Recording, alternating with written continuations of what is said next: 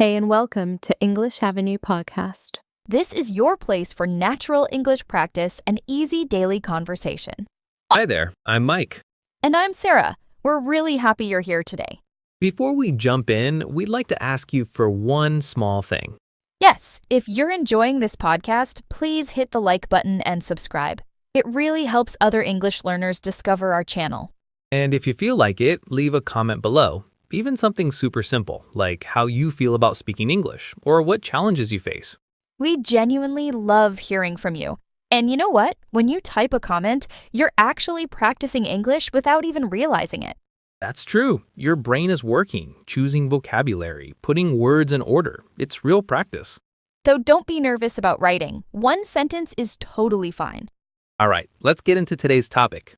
Today, we're talking about something really important, something that I think weighs on a lot of English learners.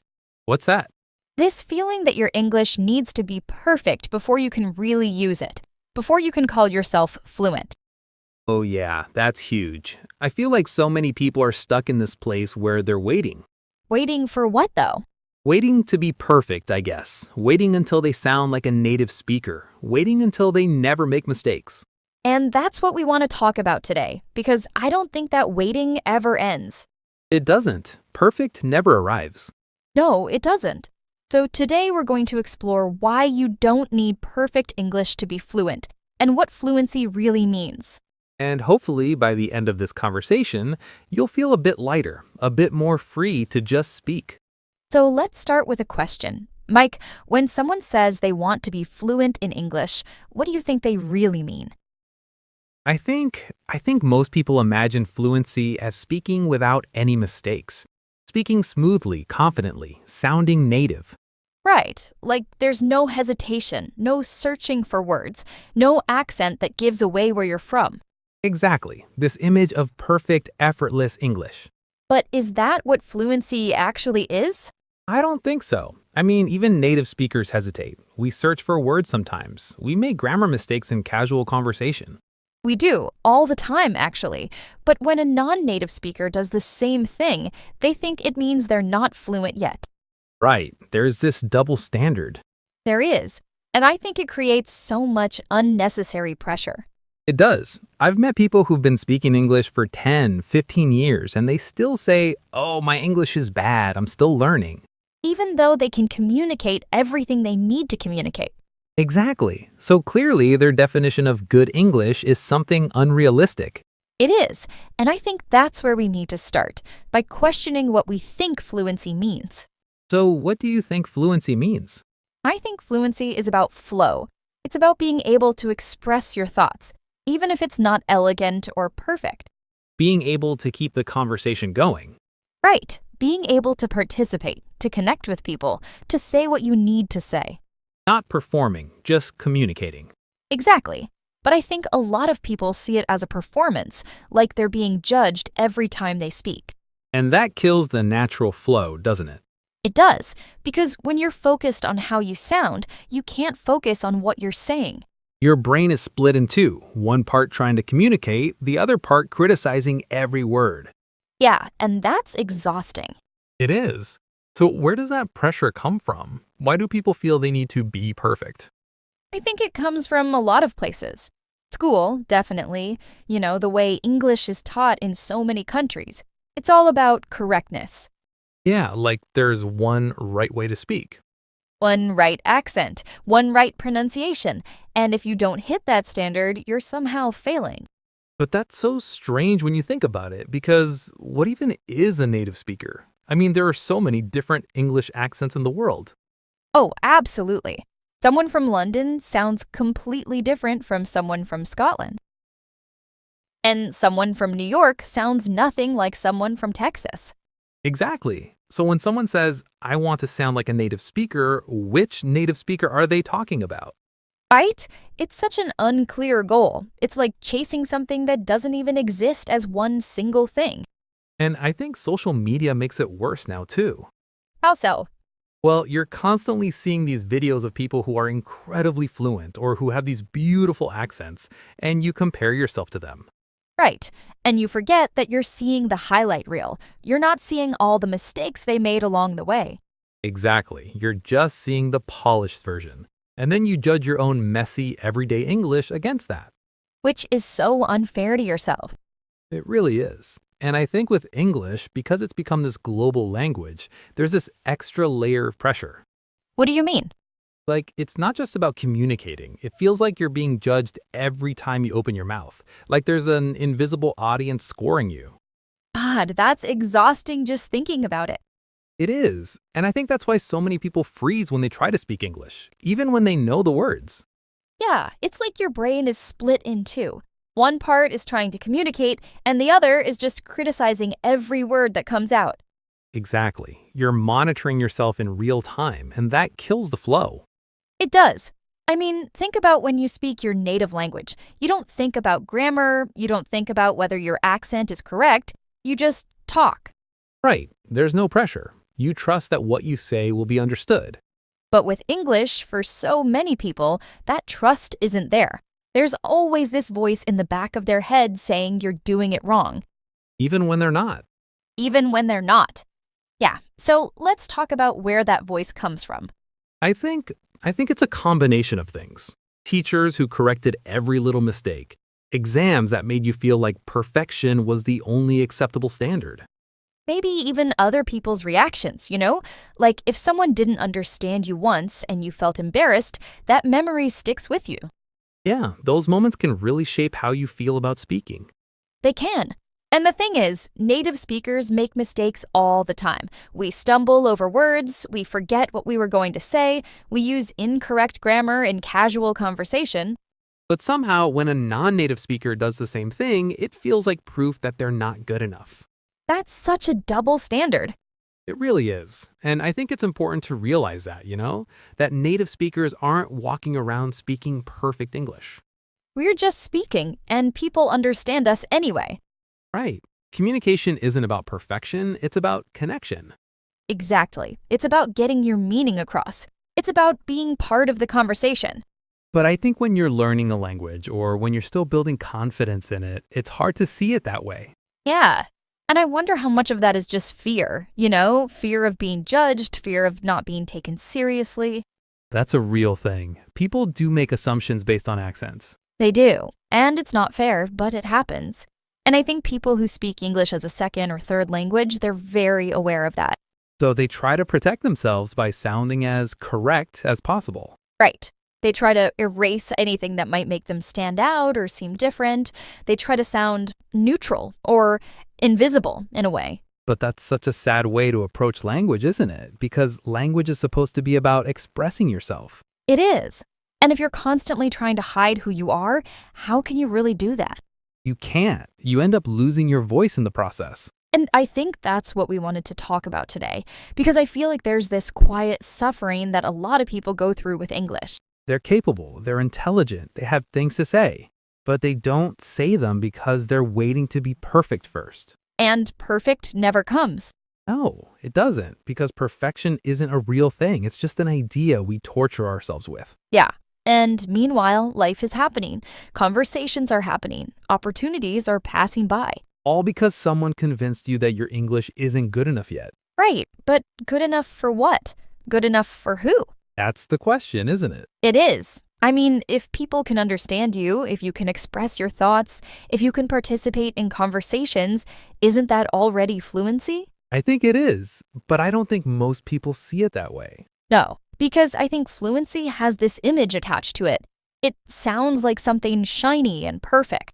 Like it's this finish line you have to cross. Exactly. And once you cross it, then you're finally a real English speaker. But that's such a harmful way to think about it. It is, because it keeps people stuck. They're always waiting, always preparing, always thinking, not yet, I'm not ready yet. Even after years. Even after years, yeah. So let's talk about what happens when people carry this pressure around. Good idea, because I think that pressure shows up in different ways for different people. It does.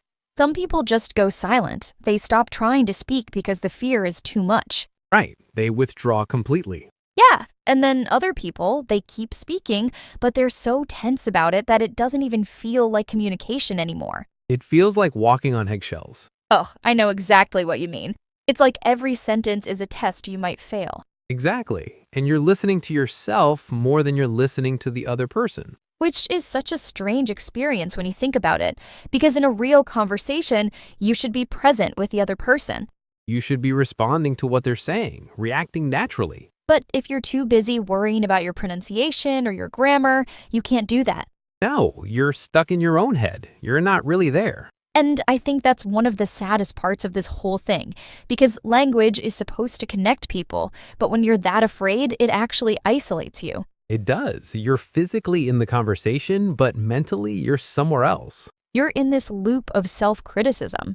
Yeah, and I wonder how many interesting thoughts, how many good ideas just never get shared because someone decided their English wasn't good enough to say them. Oh, probably thousands, millions even. It's a huge loss, really, not just for them, but for everyone, because we're missing out on their perspective, their voice. We are. And they're probably the ones with the most interesting things to say, you know? Because they've lived in different cultures, they see things from different angles. Right, but instead of sharing that, they're worried about whether they used the right preposition. Exactly, which in the bigger picture doesn't matter at all. It doesn't. I mean, I think about conversations I've had with people who speak English as a second language, and honestly, I've never once cared about their grammar. Same, I care about what they're telling me. I care about their ideas. And usually, I don't even notice mistakes unless they actually prevent me from understanding. And that's pretty rare. Yeah, it is rare, because people are usually much clearer than they think they are. They are, but they don't trust that. They don't trust that they're being understood. So, what would it take for someone to trust that? Like, how do you go from feeling like every word is wrong to feeling like you can just speak? I don't know if there's one answer to that, but I think part of it is changing what you think fluency means. How so? Well, I think a lot of people think fluency means speaking perfectly. No pauses, no mistakes, no hesitation, just smooth, effortless English. Like water flowing. Yeah, exactly. But that's not what fluency actually is. I mean, even in your native language, you pause, you search for words sometimes. Right. Fluency isn't about perfection, it's about flow. And flow can include pauses. Exactly. Flow is about continuity, not flawlessness. It's about being able to keep going, to express what you need to express, even if it's not elegant. And I think that's such an important distinction, because if you're waiting for elegant, you might never speak. No, you won't, because elegant takes time and practice, and you can't practice if you're not speaking. It's like this paradox. You need to speak to get better, but you won't speak because you don't think you're good enough yet. Right, so you're stuck. And I think the only way out of that is to change the goal, to stop aiming for native level perfection and start aiming for connection. Yeah, can I communicate what I mean? Can the other person understand me? That should be enough. It should be, but I think for a lot of people, it doesn't feel like enough. No, it doesn't, because they've internalized this idea that anything less than perfect is failure. Which is such a harsh way to treat yourself. It is, and I think it comes from years of being corrected. You know, in school, every mistake is marked in red pen. Every mispronunciation is pointed out. So you learn to see your English as something full of errors, not as something functional and alive. Right, you're trained to notice what's wrong, not what's working. Exactly. And that focus on errors, it stays with you. Even when you're out in the real world, having real conversations, you're still looking for the red pen. But the real world doesn't care about red pens. The real world just wants to understand you. It does. And most people are pretty generous listeners, actually. They want to understand you. They're not sitting there judging your grammar. Unless you're in some kind of formal situation, maybe. But even then, as long as you're clear, that's what matters. Yeah, and I think this is where confidence comes in too, because confidence changes how your English sounds. Oh, absolutely. You can say the same sentence two different ways, one with confidence and one with fear, and it lands completely differently. It does. When you're confident, even if you make mistakes, people focus on what you're saying, not how you're saying it.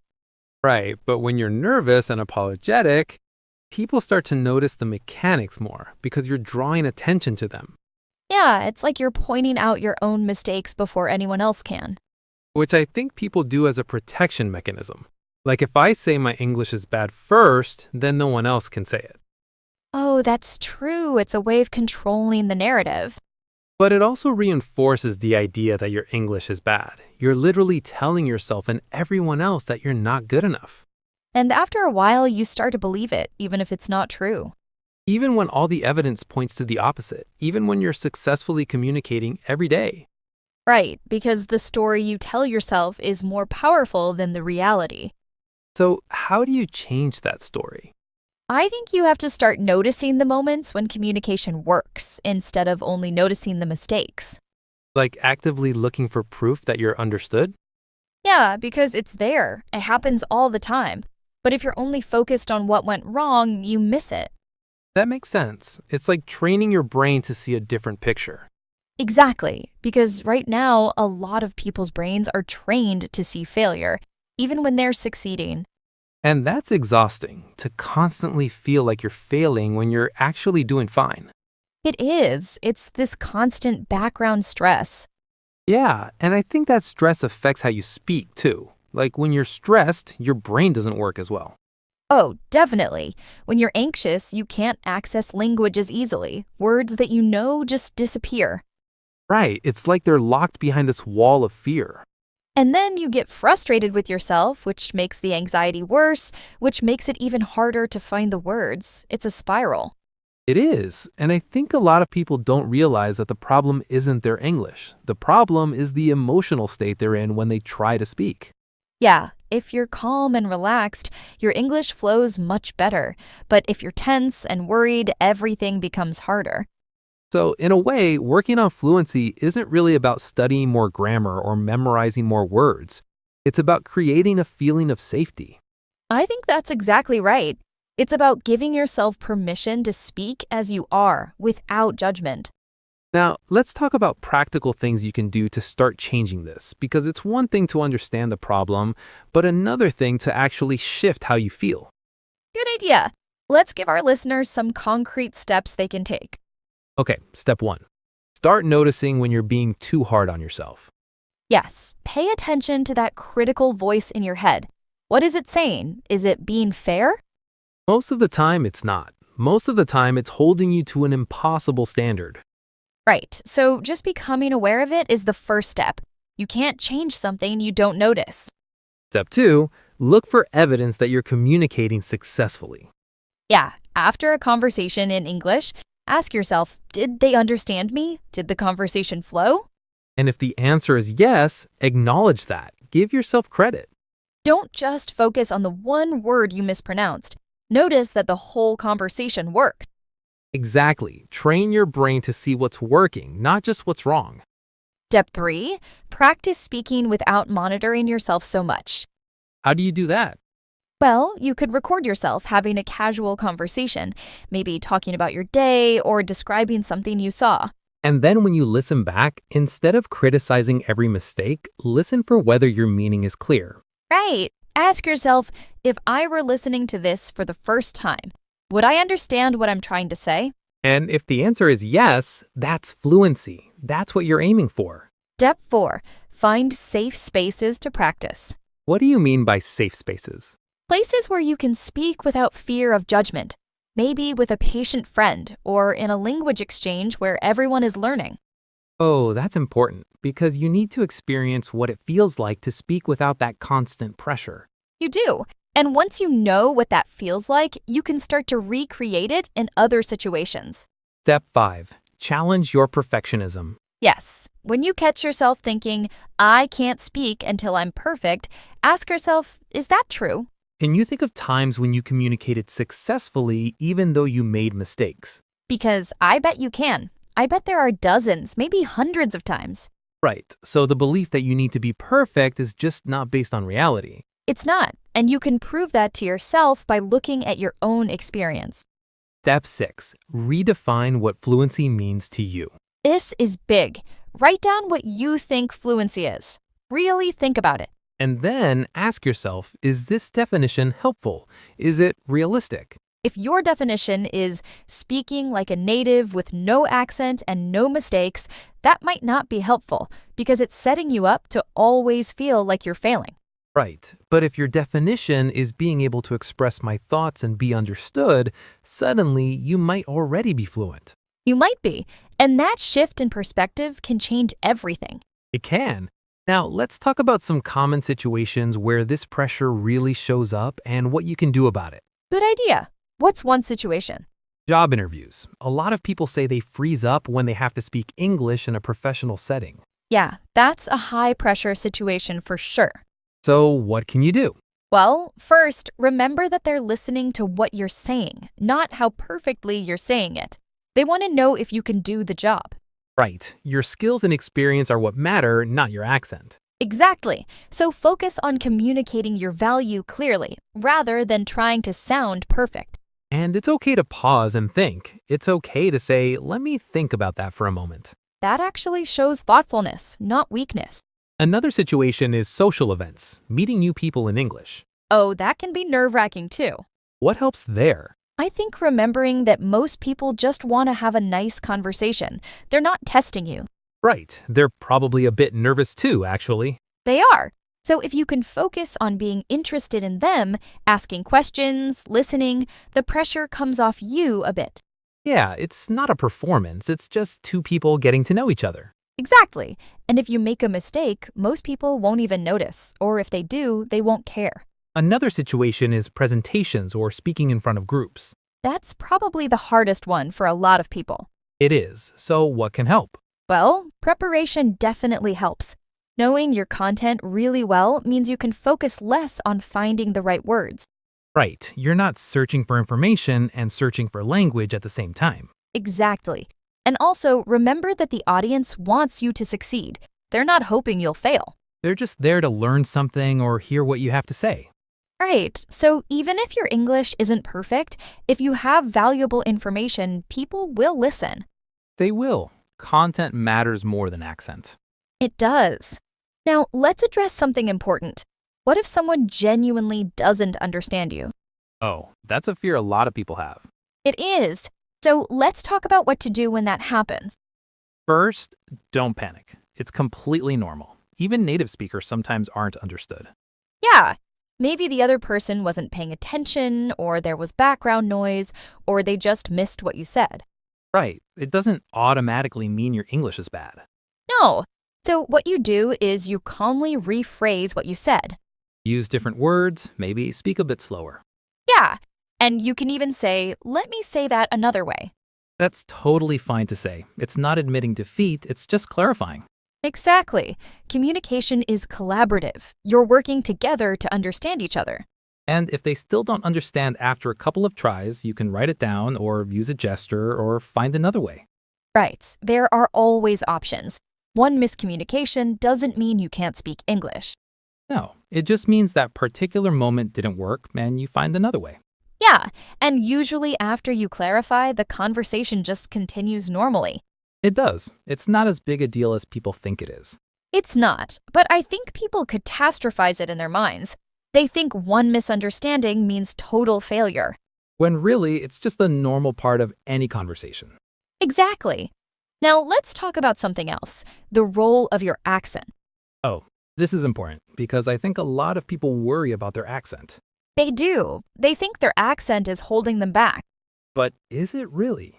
Usually, no. I mean, as long as you're clear, your accent doesn't matter. Right. There's so many different English accents in the world. Indian English, Nigerian English, Singaporean English. Australian, Irish, Scottish, South African. Exactly. And they're all valid. They're all real English. They are. So why should a Spanish accent or a Korean accent or an Arabic accent be any different? It shouldn't. An accent just tells people where you're from. It's part of your identity. It is. And trying to eliminate it completely is actually trying to erase part of who you are. Which seems sad when you put it that way. It is sad. I mean, your accent carries your history. It tells a story about you. Right. And for most communication, clarity matters way more than accent. It does. Can people understand your words? That's the main thing. And if they can, your accent is fine. Yeah. Now, that said, there are some pronunciation things that can affect clarity, Like what? like word stress or certain sounds that might be confusing, but those are specific, fixable things. Right. It's not about changing your whole accent. It's about making sure certain key words are clear. Exactly. You can work on clarity without trying to sound native. And that's a much more realistic goal. It is, and it doesn't require you to change who you are. Just to be understood clearly, which is the whole point anyway. Right. Now, let's talk about mistakes, because I think people's relationship with mistakes is at the heart of this whole issue. It really is. The fear of making mistakes is what keeps people silent. It does. So let's think about what mistakes actually are. Okay, what are they? They're just part of learning. They're information. They show you what you need to work on. Right. They're not a reflection of your worth as a person. No, they're just linguistic events. They happen and then you move on. But people don't see them that way. They see them as failures. They do. And I think that comes from school, where mistakes mean losing points. Right. But in real conversation, there are no points. There's no score. No, there's just communication. And if the communication worked, even with mistakes, then it was successful. Exactly. The goal isn't zero mistakes. The goal is successful communication. And those are very different things. They are. You can have successful communication with lots of mistakes. You can, and you can have technically perfect grammar but fail to connect with anyone. Right. So which one matters more? Connection matters more. Always. Always. So when you make a mistake, instead of spiraling into shame, just notice it and keep going. Yeah, you can even correct yourself if you want. Like, oh, I meant to say X, not Y. That's totally natural. Native speakers do that all the time. We do. It's not a sign of weakness, it's just part of speaking. Exactly. So be as kind to yourself as you would be to a friend. Yes. If a friend made a grammar mistake, would you judge them harshly? No, of course not. So why do it to yourself? That's a good point. We hold ourselves to standards we'd never apply to others. We do, and that's worth examining. Why am I so harsh with myself? Yeah, where did I learn that this was necessary? And is it helping me? Because usually it's not. Usually it's just making things harder. It is. So maybe the work isn't learning more English. Maybe the work is learning to be gentler with yourself. That might actually be the key to fluency. I think it might be, because when you're gentle with yourself, you're free to speak. You're not held back by fear of judgment. No, you can just express yourself and trust that it's enough. You know, I think we should talk about something else that comes up a lot, the comparison trap. Oh, yes, this is huge. What do you mean specifically? I mean the way people compare themselves to others. Like they see someone who's been learning English for 2 years and sounds amazing, and they think, I've been learning for 5 years and I still don't sound like that. Right, and then they feel like they're failing somehow. Exactly. But what they don't realize is that everyone's journey is different. It really is. Some people have more opportunities to practice. Some people live in English-speaking countries. Some people have more time to study. Right. And some people are just naturally more confident speakers even in their own language. That's true. Like, I know people who are quiet and reserved in their native language, so of course they're going to be that way in English too. Exactly. It's not about the language, it's about personality. But people see someone who's extroverted and talkative in English and think that's what I should be like. When really, you should just be yourself, your natural self translated into English. Right. If you're thoughtful and quiet, you can be fluent and thoughtful and quiet in English. You don't have to become a different person. No. And I think that's important to say, because some people feel like they need to put on this performance, this persona, when they speak English. Like they need to be more outgoing or more confident than they naturally are. Yeah, and that's exhausting, and it's not authentic. It's not. So what would you say to someone who feels like they need to change their personality to be good at English? I'd say you don't. Your personality is fine. You just need to find your voice in English, which means being yourself in a different language. And that takes time, doesn't it? It does, because you're learning not just the words, but how to express your actual thoughts and feelings. How to be yourself across languages. Exactly, and that's a deeper process than just memorizing vocabulary. It is. Now let's talk about something practical. What about people who say, I understand English perfectly when I read or listen, but I can't speak? Oh, that's so common. I hear that all the time. Why does that happen? I think it's because understanding and producing are different skills. When you're listening or reading, you have time. You can process at your own pace. Right, but when you're speaking, you have to think and produce at the same time. Exactly, and you can't go back and edit. It's happening in real time. So there's more pressure. There is. And I think for a lot of people, that pressure creates a block. Like their brain knows the words, but they can't access them in the moment. Right. It's like the words are there, but there's this wall of anxiety between you and them. So, what can someone do about that? Well, I think you need to practice speaking in low pressure situations first, not jumping straight into high stakes conversations. Like, what kind of situations?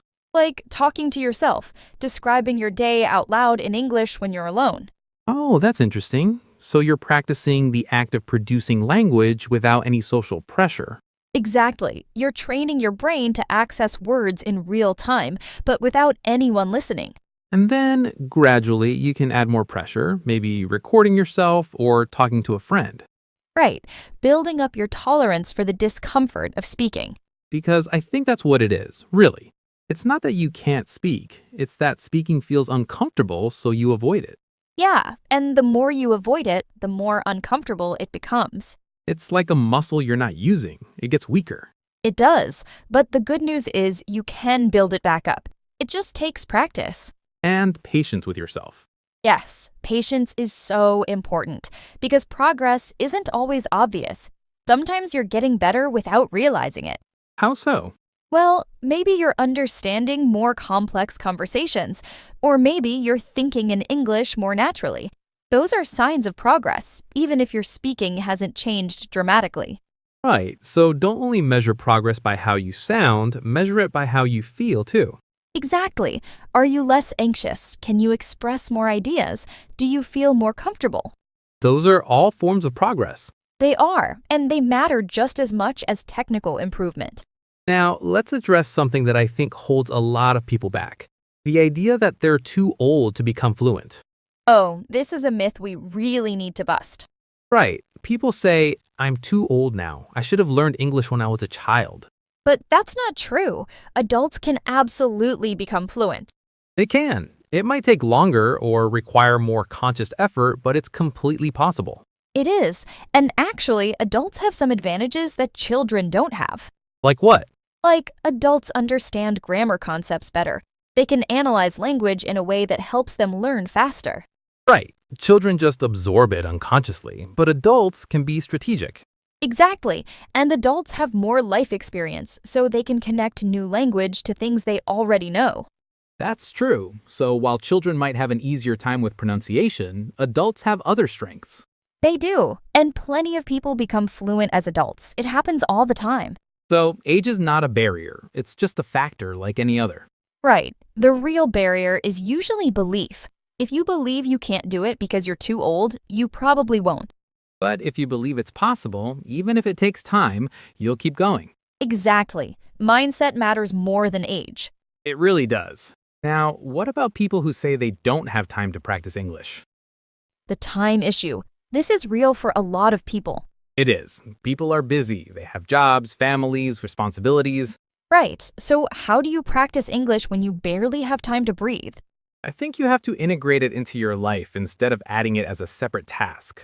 What do you mean? Like, instead of saying, I need to study English for an hour today, you just use English throughout your day. Oh, like changing your phone to English or listening to English podcasts while you commute. Exactly. Or thinking in English when you're doing routine tasks. Cooking dinner, think about what you're doing in English.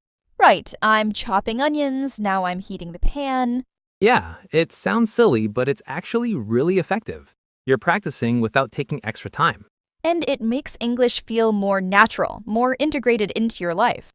Exactly. It's not this separate thing you have to do, it's just part of your day. I love that approach because I think people often make English learning feel like this heavy obligation. They do, and then they feel guilty when they don't have time for it. Right, but if you can just weave it into your existing life, there's no guilt. It's just there. And little moments add up. 5 minutes here, 10 minutes there. Over months and years, that's a lot of practice. Absolutely. It's better to do a little bit every day than to study intensely once a week. Because your brain needs regular exposure to form lasting connections. Right. Language learning is about repetition over time, not cramming. Exactly. So for anyone listening who feels like they don't have time, you probably have more time than you think. You just need to use it differently. Yeah, and remember, listening counts as practice. thinking in English counts. Even passive exposure counts. It does. You don't always have to be actively studying. Your brain is learning even when you're just immersed in the language. Now, let's talk about something else, the role of enjoyment in learning. Oh, this is important because I think people forget that learning can be fun. They do. They approach it like a chore, like something they have to do. Right, but if you're not enjoying it, you're not going to stick with it. No, you're not. So how do you make English enjoyable? Well, I think you need to find content that you actually care about. Not just textbooks or learning materials, but things that interest you. Like what? Like, if you love cooking, watch cooking shows in English. If you love sports, follow sports news in English. Oh, so you're learning English through things you'd enjoy anyway. Exactly. The English becomes secondary. You're not studying the language, you're just enjoying content that happens to be in English. And your brain is learning without feeling like it's work. Right, it's effortless learning because you're motivated by interest, not obligation. That's brilliant. So find what you love and do it in English. Yes, and this works for all levels. Even beginners can find content that's interesting and accessible. Like simple news articles or YouTube videos with subtitles. Exactly. Or podcasts like this one, where the language is clear and conversational. Right. So to everyone listening, ask yourself, what do I enjoy? And then find a way to experience that in English. And if you're enjoying yourself, you'll naturally want to spend more time with the language. You will. It stops being something you force yourself to do and becomes something you want to do. And that's when real progress happens, when you're intrinsically motivated. Absolutely. Now, let's address one more thing before we wrap up. The feeling of being stuck. Oh, yes, the plateau, when you feel like you're not improving anymore.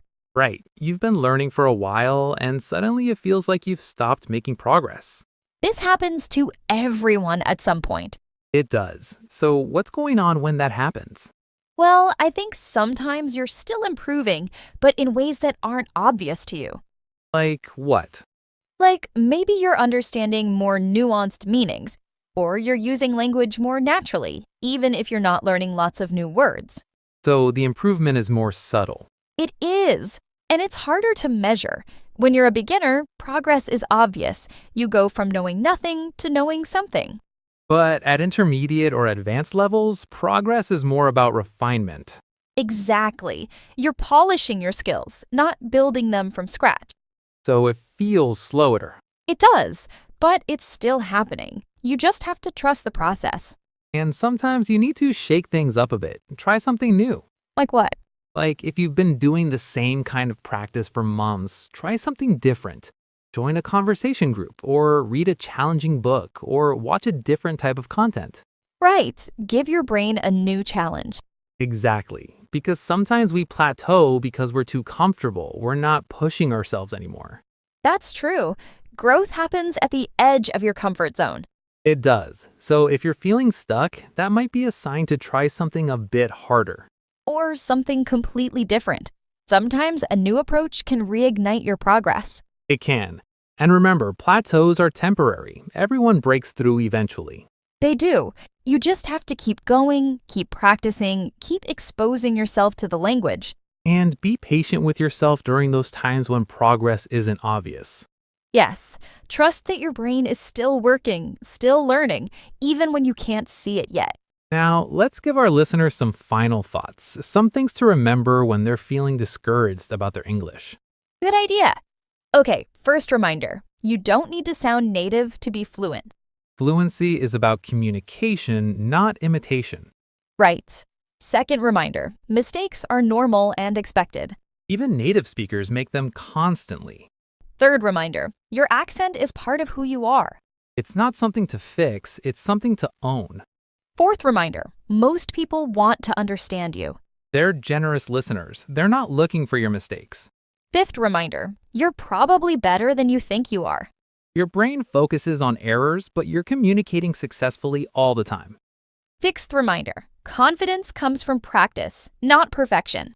The more you speak, the easier it gets, even with mistakes. Seventh reminder, English belongs to everyone who uses it. It's not owned by native speakers, it's a global language now. And final reminder, the goal is connection, not perfection. If people understand you and you can express yourself, you're already fluent. You are. And I hope that hearing that today gives you permission to just speak, To stop waiting, to stop judging yourself so harshly. to trust your voice as it is. Because your voice matters, your thoughts matter, your perspective matters. And the world needs to hear from you, even if your English isn't perfect. Especially if your English isn't perfect, because that means you've crossed languages to be here. You've done the hard work of learning, and that's something to be proud of. It really is. So our challenge for you today is simple. What's that? Have one conversation in English this week where you focus only on what you're saying, not on how you're saying it. I love that. Just focus on meaning, on connection, on being present. And notice how it feels. Notice if it's different when you're not monitoring yourself. And then come back and tell us in the comments. How did it feel to let go of perfectionism, even just for one conversation? We really want to hear from you. We do, because we're all learning together. All of us are on this journey of using language to connect. And none of us are perfect at it. We're all just doing our best. That's all any of us can do, our best, and your best is already enough. It is. So please hit the like button if this episode resonated with you. And subscribe so you don't miss our next conversation. We put out new episodes every week, all designed to help you feel more confident and natural in English. And leave us a comment. Tell us how you feel about your English. What worries you? What have you learned? Even one sentence is perfect. We read every comment. We do, and we love hearing from you. You're not alone in this. You're not. There are millions of people learning English, all feeling the same things you're feeling. So let's support each other. Let's remind each other that we don't need to be perfect. We just need to be ourselves. Brave enough to speak, Brave enough to connect. even when it's scary, even when we're not sure we're doing it right. Because there is no one right way. There's just your way. And your way is valid. It is. So thank you for being here with us today. Thank you for listening. Thank you for learning. Thank you for being part of this community. Keep speaking, keep trying, keep believing in yourself. Because your English is already better than you think. It is, and it's only going to get better. Not because you'll become perfect, but because you'll become more free. Free to express yourself, free to connect, free to just be. And that's what fluency really is. Not perfection, just freedom. This has been English Conversation Podcast. I'm Sarah. And I'm Mike. Keep practicing, keep speaking, and most importantly, keep being kind to yourself. Your English journey is uniquely yours. Honor it. We'll see you in the next episode. Until then, take care and keep learning. Goodbye, everyone.